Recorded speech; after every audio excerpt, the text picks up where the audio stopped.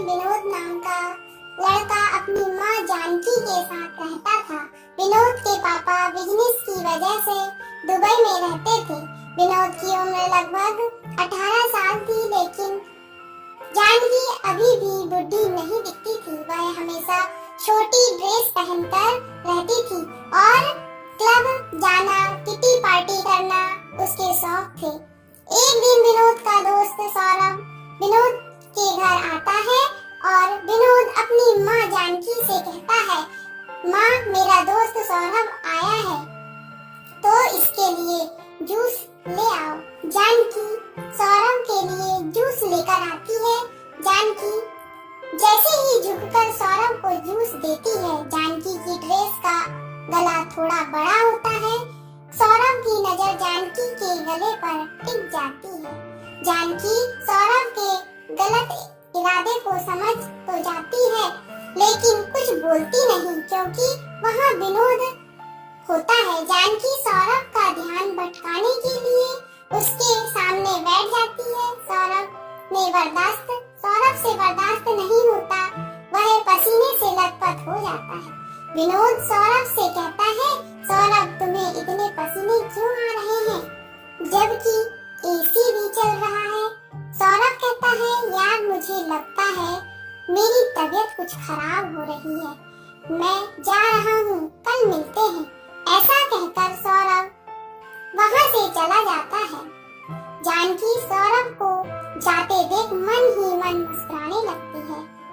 अगले दिन सौरभ विनोद के पास फोन करके कहता है, चल भाई वाटर पार्क चलते हैं। विनोद कहता है, ठीक है मैं आधे घंटे में आता हूँ। सौरभ कहता है, यार आंटी को भी साथ ले आना, वह भी घर पर बोर हो रही होंगी। विनोद कहता है, यार तू ठीक कहता है, मैं मम्मी को साथ लेकर आता हूँ। सौरभ अपने एक दोस्त कबीर को फोन लगाता है। कबीर एक वाटर पार्क में मैनेजर होता है। सौरभ कबीर से कहता है, भाई मैं अभी तेरे पास आ रहा हूँ। वाटर पार्क में अपने दोस्त और उसकी माँ के साथ तुझे आज मेरा एक काम करना होगा। वहाँ एक कमरा तैयार कर मेरे लिए आज आंटी की जवानी के मजे लेने हैं।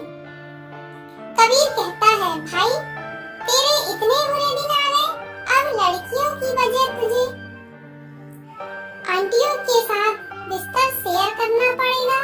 सौरभ कहता है, भाई तूने आंटी को देखा नहीं है, इसीलिए ऐसा बोल रहा है, एक बार देख लेगा तो पानी छोड़ देगा।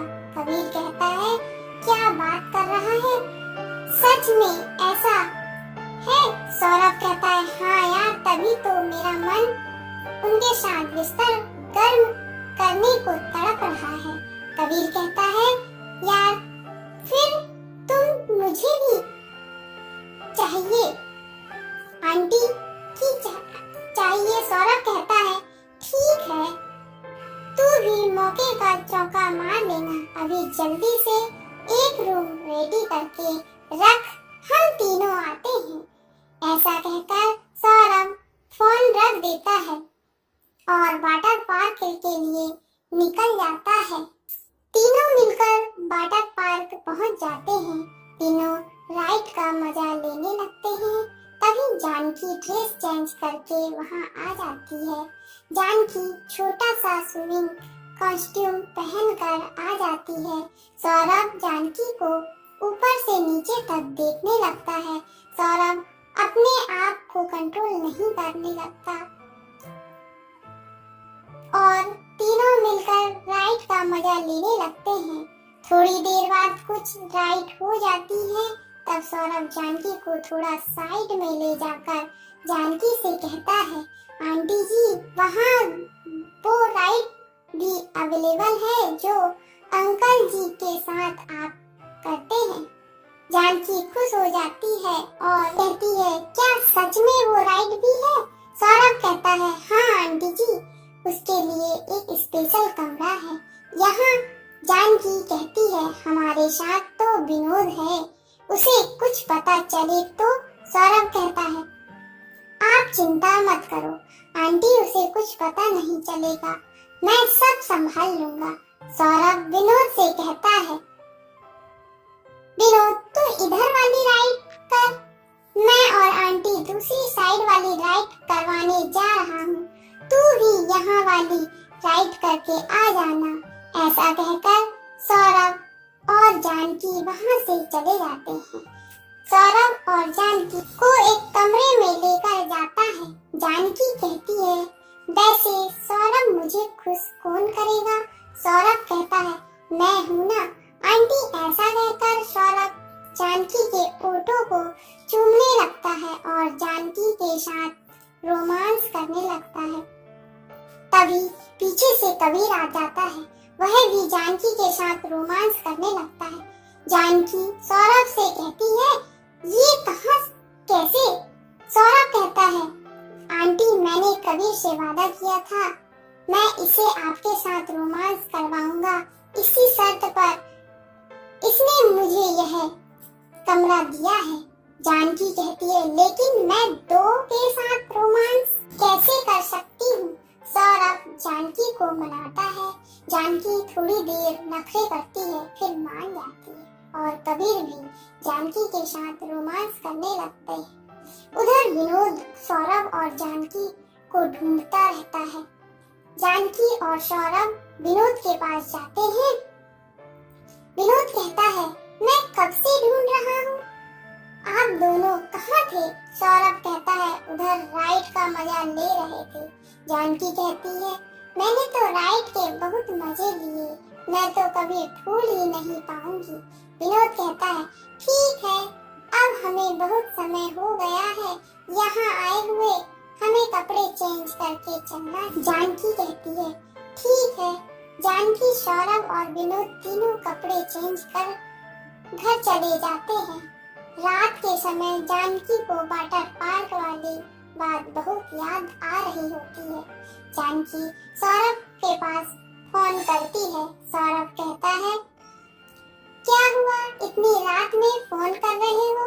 जानकी कहती है, मैं तुम्हारे साथ रोमांस को महसूस कर रही थी, सोचा तुम्हें फोन ही कर लूं। सौरभ कहता है, मुझे पता था आंटी, अगर एक बार आपने मेरे साथ रोमांस कर लिया तो आप मेरी दीवानी हो जाओगी। जानकी कहती है, हाँ, मैं सच में तुम्हारी दीवानी हो गई हूँ, क्या अभी मेरे पास आ सकते हो?